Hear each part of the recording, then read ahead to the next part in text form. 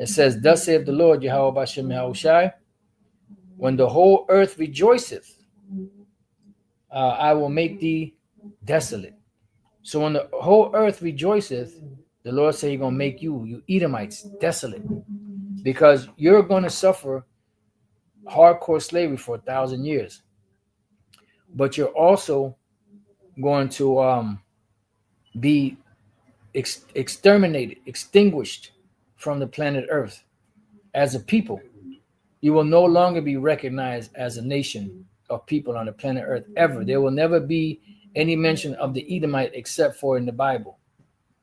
There will never be a person on the planet Earth that could say that their line goes back to the Edomites after that 1,000 years of hardcore captivity, because every single last one of them is going to be rounded up and melted. All right, according to Obadiah 1:18. So I'm going to come right back to this, but let's go real quick to the book of Isaiah 14, because it says, it says, thus saith the Lord power, when the whole earth rejoiceth, I will make thee desolate. And that is the only solution to the problem of the Edomite. The only solution to fix the Edomite is to abolish the Edomite. That's the only solution. And that's why the Lord is coming to do that. Yahweh Bashem Yahushua is coming to take these devils out, because they were set on a destructive course to destroy the earth. And Yahweh said, if those days don't be cut short, there shall no flesh left to be saved.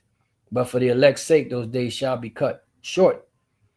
So we're at that point. So once you finally go down, that's when the whole earth is going to rejoice. And eventually, you're going to be annihilated off the planet Earth. Off the planet. So Isaiah 14:4 says that thou shalt take up this proverb against the king of Babylon and say, how have the oppressor ceased? The golden city ceased. And that's when these devils go down. The Lord hath broken the staff of the wicked. A staff represents like a walking, like something that props you up. It says, and the scepter of the rulers, meaning their power, their rulership, and the rulership of Esau, they have the rulership of Esau, they have helped, or should I say they have put into power on a small level as a vassal, the rulers of the earth. So when your power goes down, so does the power of all these different rulers and nations around the planet Earth that are backing your agenda.